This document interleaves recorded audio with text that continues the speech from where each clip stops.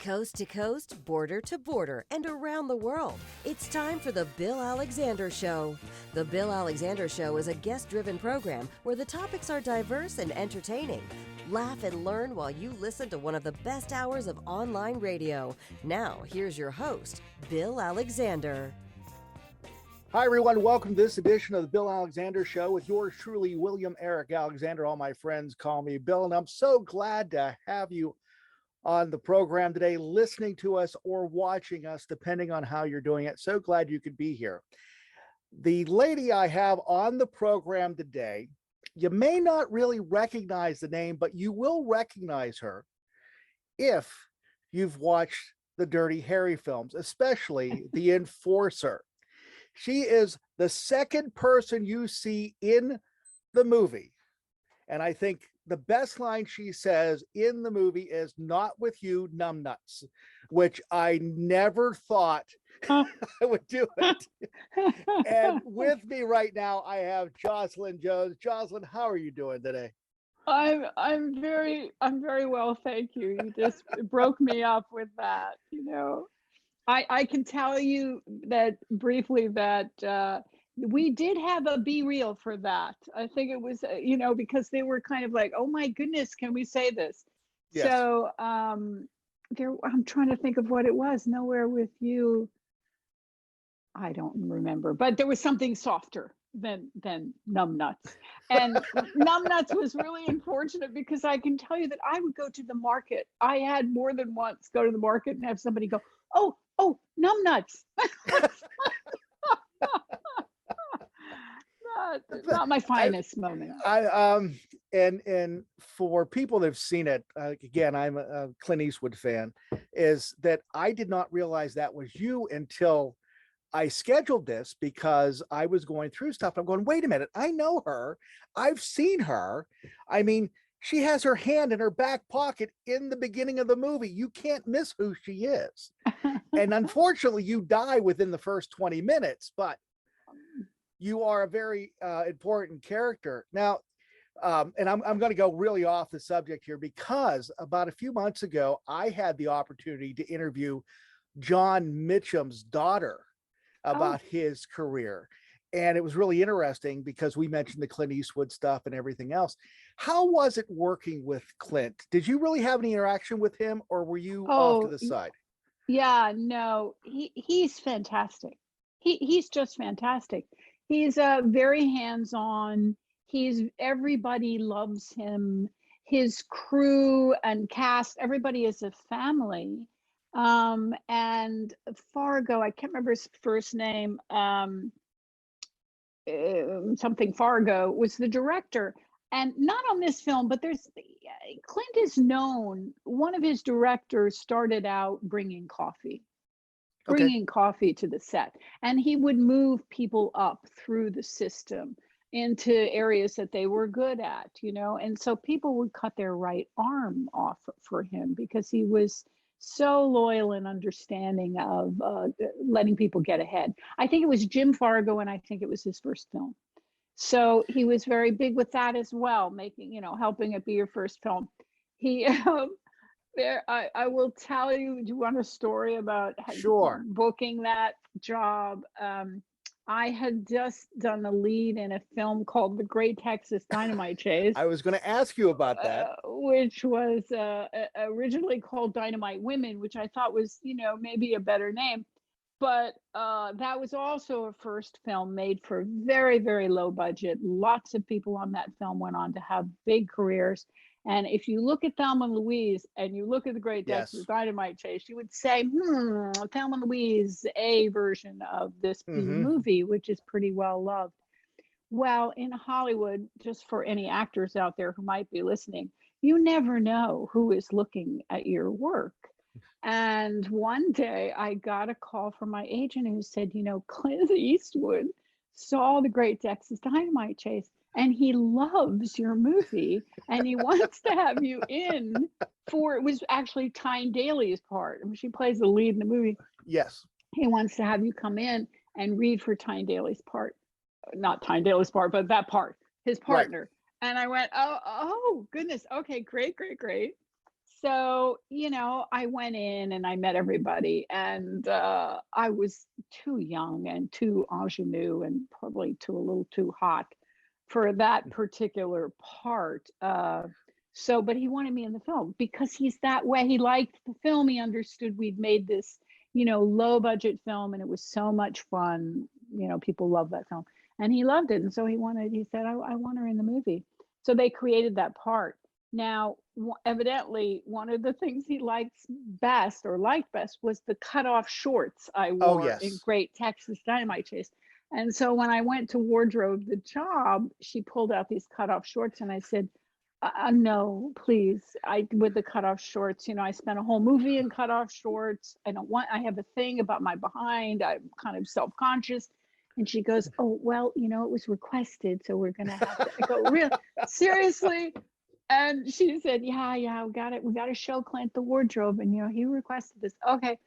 And I started to cry because I was so self-conscious. I mean, I would kill to have that behind now, but Well, I was anyway. going to say, you really had nothing to worry about, honestly. So she said, look, I'll pull them out. They'll be a little bit larger. We'll cut fringe. We'll Right. do, shading, makeup, whatever. And this is all for naught. I weighed 2 pounds, So we put the cutoff shorts. They're a larger size. They've got the fringe. Clint comes in. He looks at all of the wardrobe. He looks at the cutoff shorts. He says, turn around, because he knows he's going to open that movie Right. on my behind. I don't. Yeah. And he says, turn around. And I turn around, and he goes, yeah, those are great. Yeah. And then he turns to her and he goes, one size smaller, please. Ooh. Oh, it was funny. So anyway, that was the opening of the picture. So the Great Texas Dynamite Chase, I would actually classify that as something, as you said, it was a B picture that were being played at drive-ins, usually the second feature. And you did another one like that also, did you? That was another. I did. Sort of embarrassed to say, I did another one like that called Tourist Trap, which was a horror movie, which is my least favorite genre of all films. So making one was like, oh my goodness. But it was a lot of fun. In the end, it was a lot of fun. And Chuck Connors, played opposite Chuck, and he was lovely. He was really lovely and very supportive of me. It was also the director's first time. I worked with a lot of first-time directors. Yeah. So, and also when you look at your resume, you did a lot of TV appearances, from Marcus Welby to Cannon to Cagney and Lacey and stuff like that. Were you looking at getting into TV, or was it just something to pay the bills before you got into movies? I started in television because I had a few contacts there, and you have to cut your teeth somewhere. But my luck was really in film and theater. I loved theater. I didn't do as much theater as I would have liked to, but pretty early on, I discovered that, I was a teacher. I love acting, but I didn't love the life. I didn't love the auditioning process. It's even harder now. It's just really, really hard on actors. And, you spend your day out and auditioning and crossing your fingers and, really prepare. I mean, I was a trained actor, so I would prepare each audition. That's 4, 6, 8 hours of preparation. Then you don't get it, then you're on to the next. So it's kind of like the Las Vegas of art, Mm-hmm. You put all this work in, and it's just a crapshoot whether you're gonna get the part or not. Yeah, I actually am familiar with that because my son is an actor. He just graduated with his musical theater degree, and he's been doing the auditions. And it's like, okay, you get yourself hyped up. I did really well. I'm going to get the phone call. Then you get the phone call and it's not what you wanted, and so on and so forth. So yeah, I've lived on the other side of that as a parent to be able to relate to that. So it's hard, but it is. he's in a beautiful field. I mean, if I had it over to do, I did one musical, I did Three Penny Opera, and I loved it so much. And if I had it to do again, I would have just gone in. Musical theater is just plain fun. And usually you can book a job in right now theater's a little wonky, you know, but usually you can book a job on a tour, summer theater, regional theater, and just have, for the love of it, you know, you'll make a little money. Nobody ever made a lot of money in theater. You make a No. little money, and you'll have, you know, my dad started out in the theater. And so I've been going to the theater since I was 4 years old, and I just love it. Well, I'm glad you brought up your dad, who is Henry Jones, which a Yeah. lot of people may not know his name, but they know him to see him. When I realized who your father was, I'm going, that's the judge from Phyllis. I know who that is. Yeah. Yeah. Which was a very odd concept for a spin-off of the Mary Tyler Moore Show. Yeah. Which didn't, you move in with your late husband's mother, who has remarried to someone else, and you're living with them, which made no sense to me whatsoever, but that was the premise of the program. Yeah. It was a little odd. Yeah, Henry, you know, I grew up around a lot of artists, but it began with actors, because my dad was in the theater. So we started out in New Hope, Pennsylvania, and my dad was working at the Bucks County Playhouse. Now, the Bucks County Playhouse in the 50s was unbelievable. I mean, Grace, the you know, Groucho Marx, all of those people. I mean, if I'd been a little more prepared to talk about it, I would have all the names of the people who worked at the Bucks County Playhouse, but they were everybody in the theater community. And it was because in the summer, the Broadway houses had no air conditioning. So Oh. they had to go outside to the country. And the Bucks County Playhouse, sometimes they opened the back doors and, you know, windows, and, you know, they do summer theater. So everybody from Broadway, they just all chose the Bucks County Playhouse and decided to do it there. So it was quite an array of folks. And then he, you know, he was doing more and more Broadway shows, and he was commuting 4 hours, 2 hours into town, 2 hours back out to the country. So we moved to New York. And then also in the late 50s, you know, television exploded, and Hollywood had movie stars, but they didn't have all the other parts that you needed for this explosion of television. So they brought people out from New York, from the Broadway stage. And, you know, it was a smaller town then, and they all knew each other. And they used to stay at the Montecito Hotel in Hollywood. There was a little hotel there called the Montecito, and they all stayed in the same hotel, and they all went out to dinner together, and they were all in these different shows, and they just worked all the time. I just realized, looking through the list of names, the programs that your dad was on, that if I ever play 6 Degrees of Separation again, I win, because because he worked in Butch Cassidy and the Sundance Kid. He was the bicycle salesman. Yeah. He did a lot of films, 310 to Yuma, and the Kraft Theater. He did, let's see, The Real McCoys. He did The Investigators. These Alfred Hitchcock Presents. He did all of these, and yet he really isn't known other than people in the field.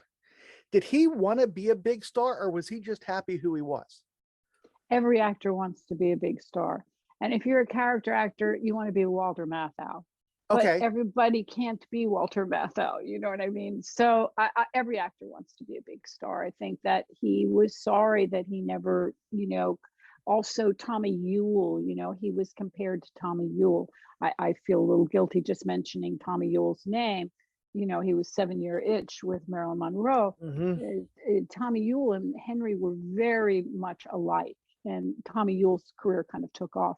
And at one point, Henry did something, and all the reviews mentioned Tommy Ewell, and Tommy sent him a telegram saying, "Thanks for the great reviews, Henry." You know, so it was a little crazy, but his big, you know, he did The Bad Seed, and he played Leroy in The Bad Seed, and he was the most known for that on stage. And then, you know, he won a couple of Tonys as well, but The Bad Seed really was his big thing that people were like, "Oh my God, that's that guy from The Bad Seed."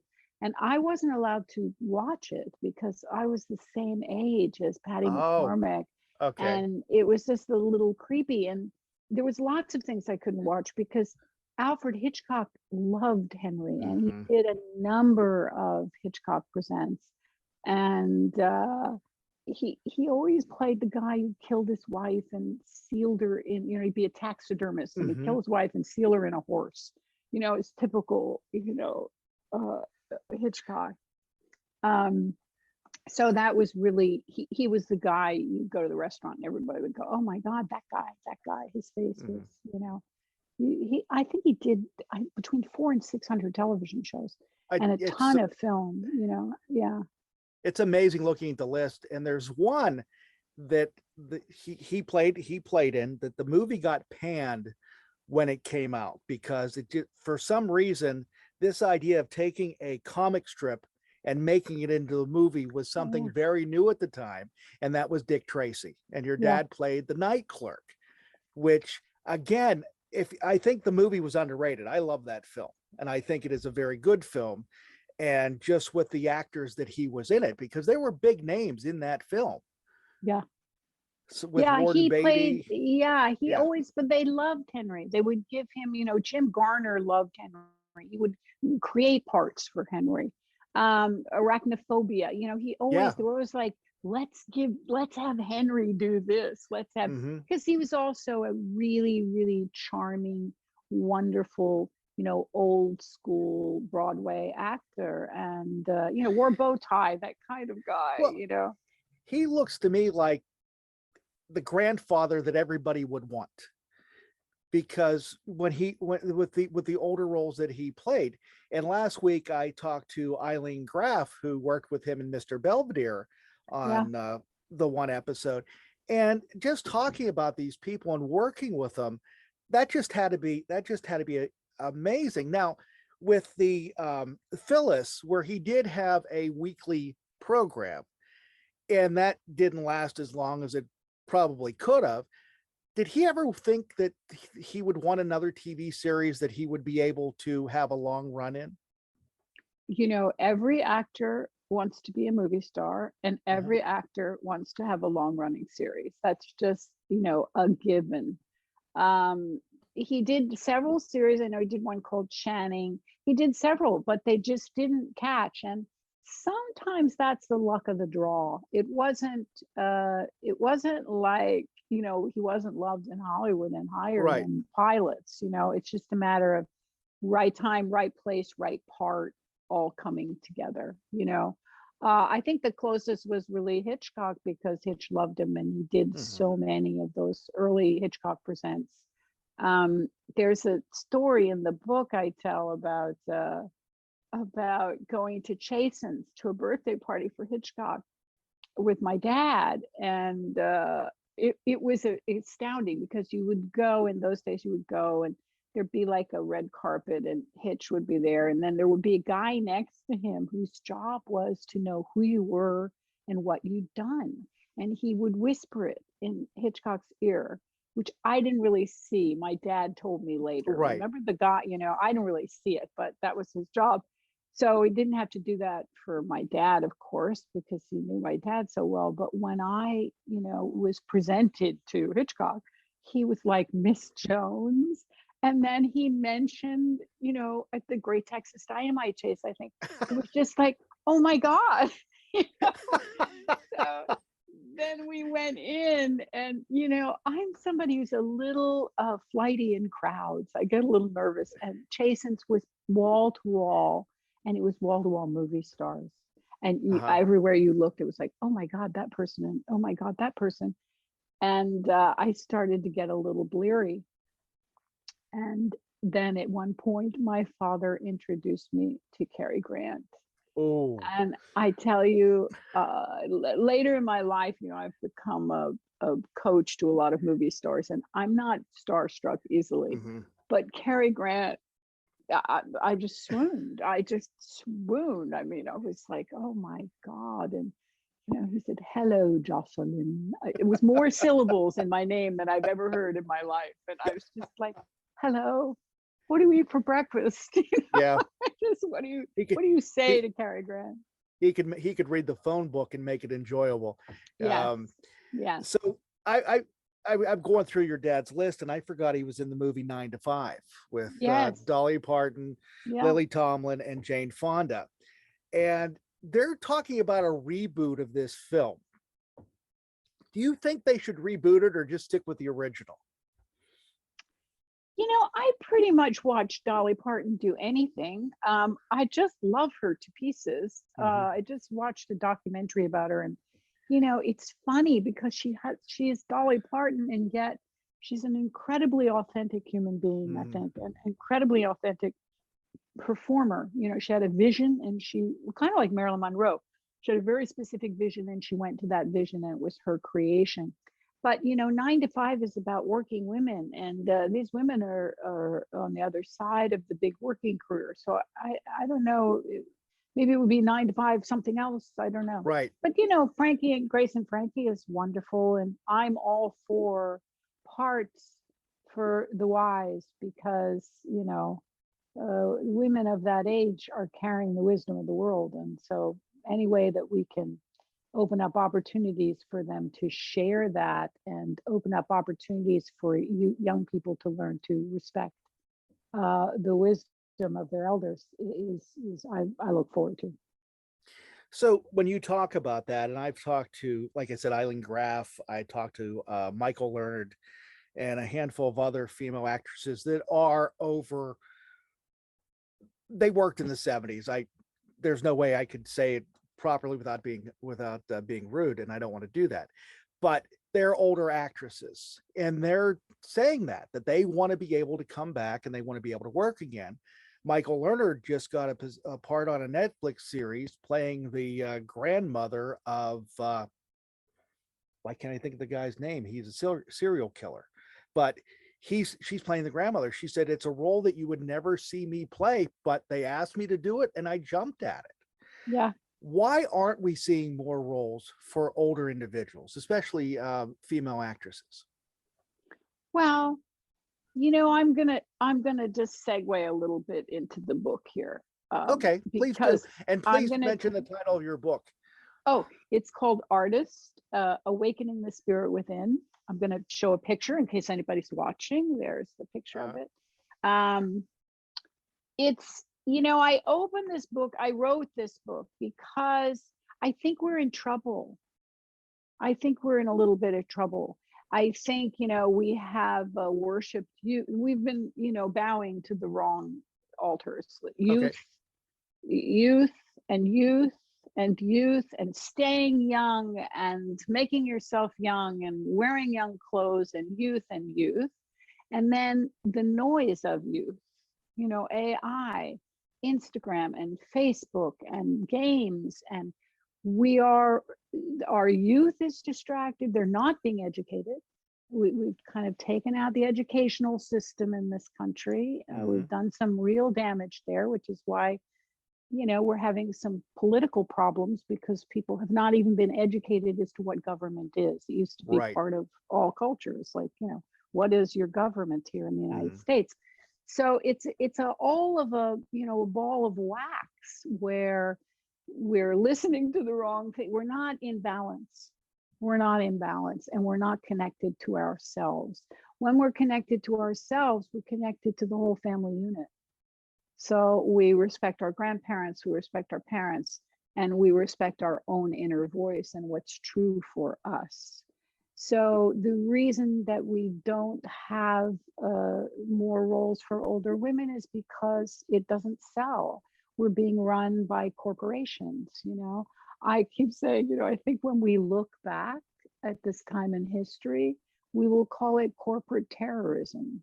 Oh, okay. Because they're running the show. It's not even that young people sell, it's that corporations think that young youth sells. So they're gonna, and it's a, you know, it's a circle, you know, they make the product for the youth watches it, they say youth sells. If they made the product for older people, I mean, Frankie and Gracie was a huge success. You have equally as large an audience of elderly people, what are, you know, people over 60, and they're intelligent and they want their own programming. but corporations are not going to make that programming because they don't even want to look at older people. What I think is interesting is when you talk about older people and about the marketing, because working in radio and television, we saw the same thing. They went younger, younger, younger. Younger, Yeah. younger doesn't have the money all the time. Yeah. It's always the people probably over the age of 50 whose kids are grown up, they're out of the house, and have the disposable income to be able to go have a night on the town, or be able to have money that they can spend on whatever it may be, but they're still focusing on the young. However, I'm starting to notice a slight shift, not much, but a slight shift when it comes to TV commercials with higher end vehicles, that they're going to an older audience. But overall, you're not seeing it. Do you think the streaming services like Netflix, Hulu, Amazon Prime is helping that, because now independent projects can be made with a variety of casts and not really worried about, because there's such a segmented audience? It's a slow drive always. I think it starts with responsibility. You have to have a vision, a responsible vision, which means like take theater. Okay, musicals sell, revivals of musicals sell. Do we have to have, that's like having your diet be 90% candy, Right. So there's a responsibility to create and offer theater, because the arts is where we advance humanity. It's only ever been the artists who put out new forms that we reach toward. Now corporate is making that harder. They don't want to listen to the artist, and all artists will tell you this. But then there are shifts, there are natural shifts. So now there's a natural shift for more equality in casting. And so if you're a young African American, I wish Asian was a little better than it is, but if you're a young filmmaker of color, now is the time to really push the boundaries. And that's a very good thing, I have a student, very ambitious, very talented, beautiful student, actress, writer, director.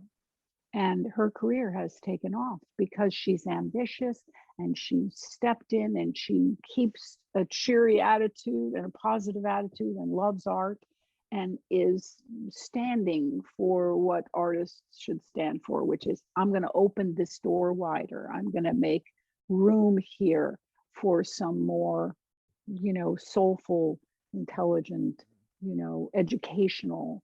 All of these can be part of art, rather than a 90% candy.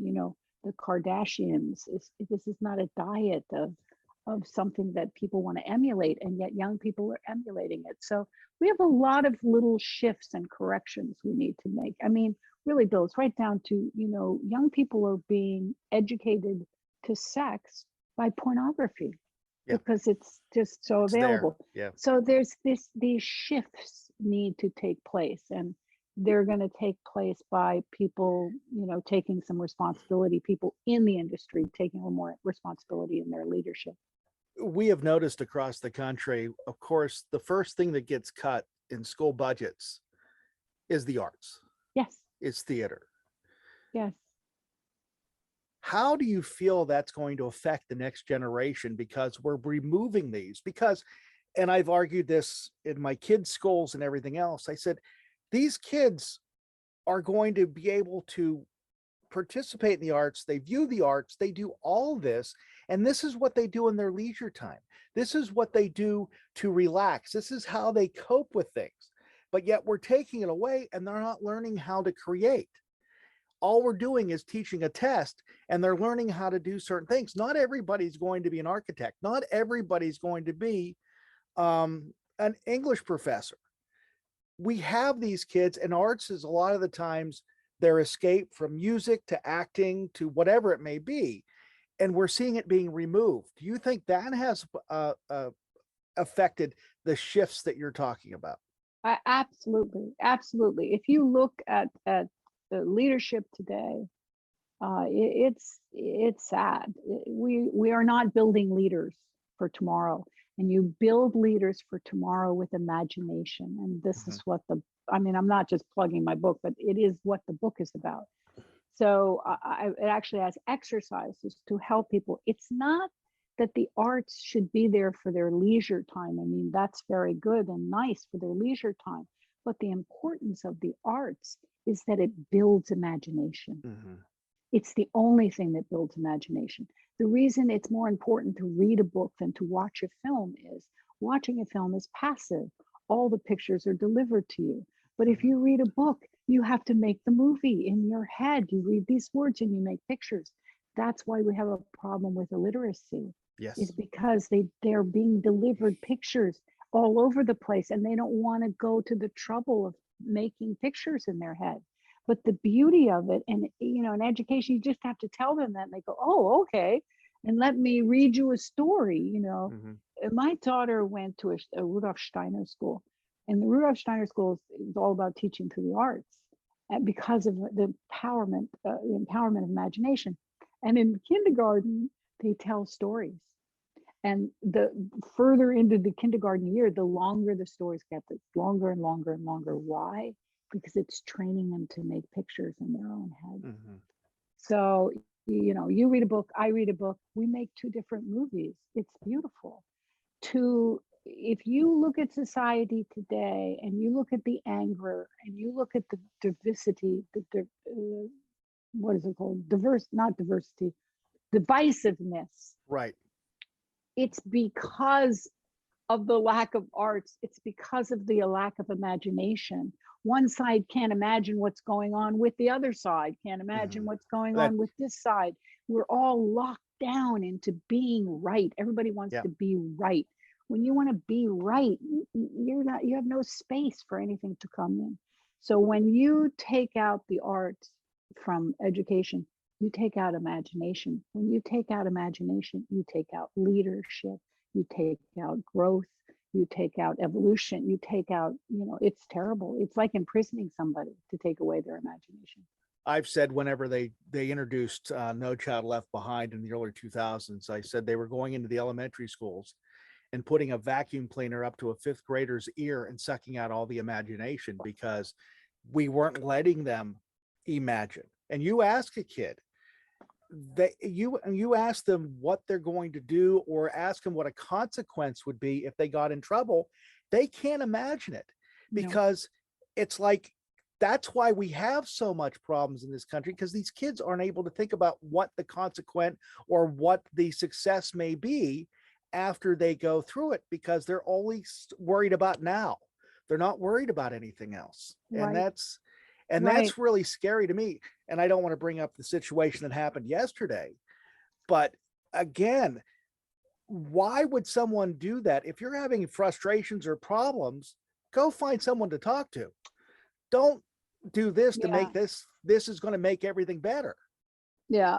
It's a real serious problem. We're going to have to look at our values as a country. And this is really why I wrote the book. It's so simple. It's always so simple. Its lies are very, complex, but the truth is very simple. Do you know how to educate a child? Ask them questions and listen to them. Start with the question, what do you want to do? What do you want to do? Do you want to do this? Do you want to do this? Give them choices. Then, congratulate them on their choices and follow their interests. One of the things I want to do with the book, because, my father, let me tell you, my father asked me, I was a very troubled teenager. I got in a lot of trouble. I was angry and I was acting out, and I got thrown out of a lot of schools. And I talk about this in the book because these are the things that gave me the life lessons that I then passed on to my acting students, that I then fashioned into the same exercises that you can use to create a life of your own dreams. But first you have to dream. First you have to give yourself the space to say, so I was in a lot of trouble. My mother, I got thrown out of the school, and my mother sent me to live with my dad in California. And I didn't know my dad very well because he was an actor and he was in, theater. And so he slept all day and then he'd get up and go to theater. and then I wasn't allowed to watch him on television because he played these scary characters. And Mm-hmm. then he went to California. So he was kind of formal. I didn't know him very well. But now I land on his doorstep as a troubled 13-year-old, right? And he really rose to the occasion. And I remember, because I asked this in the book all the time, he asked me the most important question of my life. He said, Jossie, at 13 and acting out and feeling nobody was listening to me and I hated all teachers. He said, if you could have anything in the world, barring all obstacles, what would that be? And I of course said, well, I want to live with you here at the beach and go to public school. And he said, okay, well, we can't do that. What else? But that question, because I had to go to boarding school because he was going on locations and stuff. And also I think he was terrified. But what am I going to do with this 13-year-old? But that question returned in my life many times. And I still use it, in certain, I'm going in a certain direction. I thought, okay, if you could have this go in any direction you wanted, barring all obstacles, what would that be? Because the truth of the matter is, and what should be being done in education is, anything is possible. Anything is possible in your life. First, you have to define what it is. And if you can't imagine, if you're not given the space, which is in the book, I'm always talking about, how do you create the space to imagine? How do you create that safe space to imagine? What you're here for a reason. You have a purpose that deserves and needs to be supported. And if nobody else is going to do it, you need to do it. Mm-hmm. You need to ask yourself the questions. You need to still yourself, turn off all the AI and all the electronics and get in communication with yourself and say, what do I want to do with this life? Because there is an artist in everyone. There is an artist in everyone, because your first work of art is your life. Mm-hmm. You're creating your own life, whether you are aware of it and contributing or not. You mentioned the Kardashians and what we're seeing on reality television. Why do you think, and I know money has a lot to do with it, we're not seeing well-scripted programs like we did 20 years ago? Why are we seeing all this based in reality programming? And I know, like I said, it's because it's cheap, or is it because everybody wants to look into everybody else's life to see what they're doing? Bill, it's like a car accident. We can't, for some reason, we can't take our eyes off of it. We have a base nature. So when I talk about corporate terrorism, I'm talking about corporate taking advantage of our base nature. What is our base nature? Pornography is a perfect example. It's a billion-trillion dollar, industry. Okay, freedom of speech, but could we have even 5% of the opposite? When was the last time you saw a film with sex in a beautiful way, in a loving way, so that young people can look and say, right. Oh, if you talk to young people, they'll tell you crazy stuff. They'll say, oh, I learned sex from pornography, so I thought I was supposed to like to be smacked. It's not, it's really sad. Same thing with the Kardashians. Really, wear those clothes. We're just off kilter. And I don't like to be judgmental. I don't want to be judgmental about it, but corporate is playing into our base nature, and our base nature is a little cheap here and there, and that will always be. But that's why we have the arts. We have the arts, right, to inspire us to our higher self. And that's what this book is about. So let's move into something a little bit more positive and talk about your studio, your teaching. So how long have you been teaching acting? Okay, well, I taught acting. I'm currently not teaching because I'm promoting this, and I'm promoting the, but it's the first time in 30 years. So I've taught for 30 years. What happened was, we started as an actress, and then I got pregnant and I had a daughter, and I had such a good time being a mother. And I thought teaching, and I always knew I would teach. And I always knew I would teach, Bill, because I was raised around extraordinary artists. After my Mhm. dad and my mom split up, my mom married a gentleman who was a writer, and he was connected to the art world. And so at our dining room table growing up were the greatest painters of the 70s, the greatest Oh, wow. dancers. It was quite a crowd. And I was young and I was studying them. I would just look, and what I was interested in, which took me years to figure out, but it was in inspiration.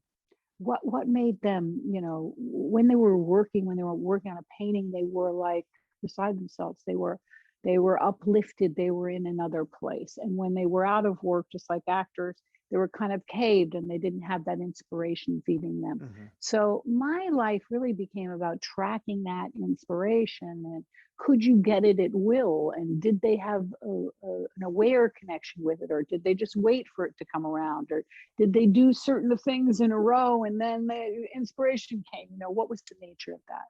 And so being an actor and being around actors and understanding intellectually the technique of acting, that it was really about inspiration. You give an actor tools, right? Like anybody, you want to become a potter, get these tools, you throw pots, you become a potter. You want to become a singer or a dancer, you go through technique to get the strength. But when does it lift into inspiration? What becomes artful about it? When does that happen? And that happens when there's a personal connection. So the dancer understands now the choreography and the story of the ballet in a certain way, in a personal way, and they kind of leave the technique. The technique is right underneath them, but they leave the technique and they enter this realm of inspiration. And we know it. You know it when you've seen it in the theater. Not often, but when you see it, you leave your seat and enter the Right. story with them. Right. You're like, and you come out of it going, wow, I left, there for a while. So that was my interest in teaching. I was very good with technique, but I really was always after lifting them. How do they connect to it personally? And that led to, I got a certain reputation, and movie stars started reaching out, and I started working with some outer stratospheric movie stars, which was interesting because they're not trained and they're embarrassed that they're not trained. Really? Yeah, for the most part, they're not I didn't trained. realize that. Yeah, no, they're not trained because the training is like in the theater and stuff. And Right. Right. mostly television and film, they're not trained, and they're embarrassed and they think they're missing something. But most importantly, they feel like they have to reinvent the wheel with every film. Mhm. So one of the things I would do is go in and show them what they were doing right. So I would say, these are all the things you're doing right. Let's look here. You have this wonderful career. You must be doing something right. So I would list out all the things and show them what they were doing right. So I'd say, you rely on this. You do this every single film. Look, you did it here, you did it here, you did it here. This relaxes them because they go, oh, I do have some technique. Technique gives you security, that you can take that leap. So, and then I would just, I would work the film as if I were playing the part, whether it was a man or a woman, it didn't matter, Right. and I would give them the choices and inspire them to ideas. And the better I got to know them, the more I knew, oh, they'll dig this part or they'll love this part. And, I created books, all kinds of books, and I'd work 3-4 months with them before they started shooting to develop a character. And that led to script doctoring. So, and all of this is like very, I had to sign confidentiality agreements, so I can't Right. Of talk about course. who or what projects, but that led to script doctoring, which I love, because even with just the actor, I would take the script and what's called board it. Actually, I can see you behind me is a board. Yes, I see This it. is actually my husband's office. I have a board in my office, but this is my husband's, and he's a writer as well, and that's a board. So you can either build a script on a board, the card by card, scene by scene, and you structure it, first act 30 pages, second act 60 Mhm. pages, so structure equals freedom. And then you just write the name of the scene, just a little description of the scene. So, and I would do this for actors, so I could walk the board and look at the development of the character. And most of the time, the character was not developed. So I would give them all kinds of ideas about how to develop the character. What if he started out in worse shape so that he can end up in better shape, and he would have taken this hero's journey, Right. and we would be able to track that. So that led to script doctoring, and that led to writing, and there you go. Did I answer that question? Yes, you did. My son and I have been having this discussion recently that I'm in my mid-50s and I pretty much know, you could say pop culture, but you can go back into the 1930s and 40s, and I pretty much know it because my career in radio, I had to, because of the music I played and understand the time period, because I played big band music years ago. And I was at a play that he was in. I was at the Drowsy Chaperone that was done. And I'm watching it and I'm going, there are so many inconsistency because they didn't know the time period or what was going on in the time period that the musical was based. And it's so frustrating when you see it's based in the mid 70s or early 70s, and you see a turntable sitting on a stand that looks like a turntable that came out of the 1950s. No, Yeah. you don't do that. Yeah. And it's just so interesting to watch this. And the older I get, the more inconsistencies I notice, that they're thinking the audience isn't intelligent enough to know what was going on during that time frame. Well, I don't even think they don't think the audience is intelligent enough. I think it's a lack of research and, again, education in theater, like that's just set decorating. That's just a set, or the director insisting that, the director has to insist, no, you can't have that turntable. I just saw American Buffalo. I went back to the theater after 2.5 years. It was a little scary. It's a double mask. And we sat front row center to see American Buffalo with that incredible cast. But the set dressing alone is not to be believed. It's Really? a pawn shop, and every single item is, and that's the difference between inspired, because that's an inspired set, American Buffalo, and just not being educated as to what the job is. And forget even not being educated as what the job is, not being educated as to what the fun is. Right. Imagine if you were directing that and you looked at the set with your, knowledge of that time period, you would be going, it wouldn't be about we need to have, it would be about, we could have, yeah. or we could, oh, this would be cool, we could have, and that's what we need to get back to. And yeah. My son played Sonny Malone in Xanadu, which I never thought I'd see my kids sing and be on roller skates at the same time. And he literally came to me and said, okay, Dad, what was it like growing up in the late 70s, early 80s? And I said, how much time do you have? And I said, let's listen to the music. Let's listen to the disco era. Let's listen to it and let me explain it. 3 years before, he played Kaniki in Greece. Same thing. Yeah. And if I have a picture of Fabian behind me right here, but again, going back through that whole thing, getting to understand just the time period, I think would help an actor or actress understand what was going on, even in the political culture, what was going on in the 1950s, what was going on in the 1970s. It may not be related, but at least it gives them an understanding of what culture was going through at the time. Yeah. Well, here's a beautiful marriage that we have with technology and inspiration. We have the greatest research tools at our fingertips than we've ever had. And research is a road to inspiration. Mm-hmm. So when you just begin the research of what music, you can even go, your birthday in because I'm always saying, make it personal. So if you were this age in 1970, when would you have been born? So on your birthday, your 12th birthday on 1970, what was the music, and then you are in it at 12 years old. It's always that personal hook into it. But that's a beautiful research project. And what would they be reading? I worked on a film. I can kind of talk about it because I can talk about it because I was actually billed okay, so I worked for Forrest Whitaker on The Butler, and I was going to ask he you about gave that. him the credit, which was, I've done all this work for all kinds of people and a lot of work for Forrest as well. And so it was very kind of him to give me that credit. I don't know that I was a dramaturge on the picture, but one of the things I did was a lot of research for him.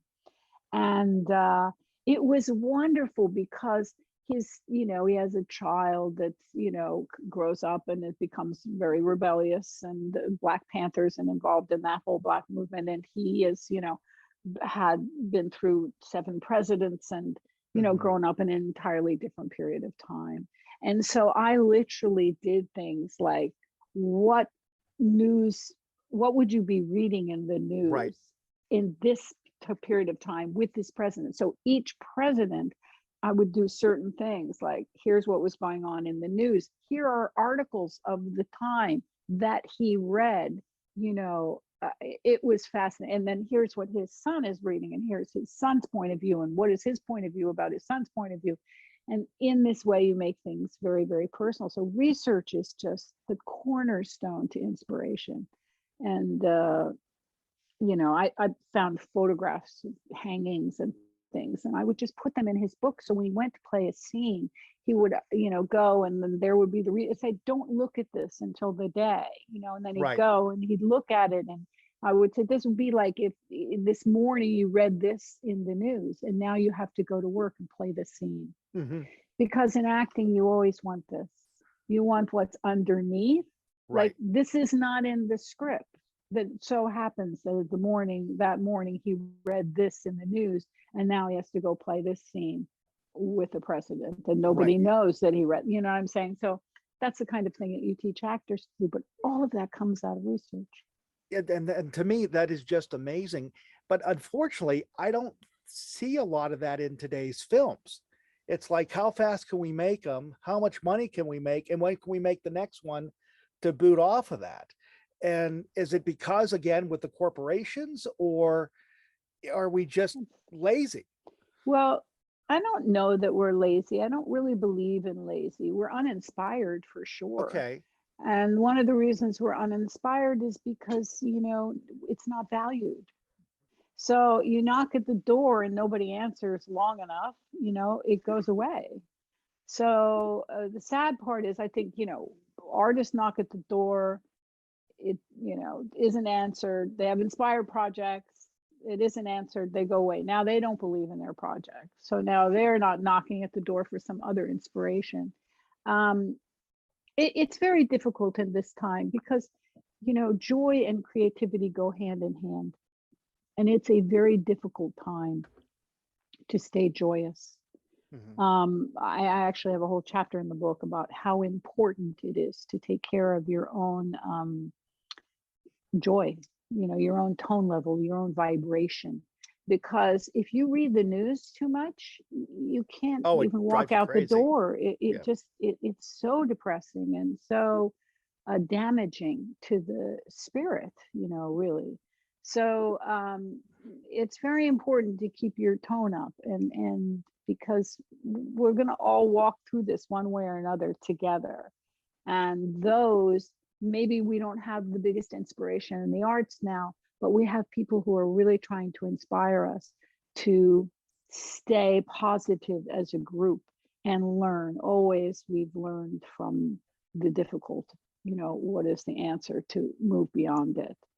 And that's really where we are right now. And the inspiration will come back. It always has, and people need it. People need it right now. But my point is, we have to do that for ourselves, one at a time. Each and every one of us take a moment, be still, know what meditation is, know what it is to create a space where you can have a conversation with yourself about how you can contribute, really. Well, Jocelyn, I think that's a perfect place to end. That was wonderful. I really appreciate it. Thank you Okay. very much for joining me today. Good luck on the book. Good luck on the documentary that's We being have a done right now. we have a documentary coming up. It just got picture locked, so it's in post-production. We should have more news in about 3 months. Oh, I'd love to have you back on again so we can talk about it. Thank you so much. It was really, really a pleasure to talk with you. Thank you. Hey, a big thank you goes out to Jocelyn Jones for joining me today. I really appreciate it. So nice to be able to talk to her about her dad's career, her acting studio, and her new book. And we will have her back on again when the documentary comes out. So guys, thank you very much for joining me. I really appreciate it. And thank you for watching this edition of The Bill Alexander Show. Thank you for listening to The Bill Alexander Show. The Bill Alexander Show is a $1 Million Baby production. For more information, go to thebillalexandershow.com.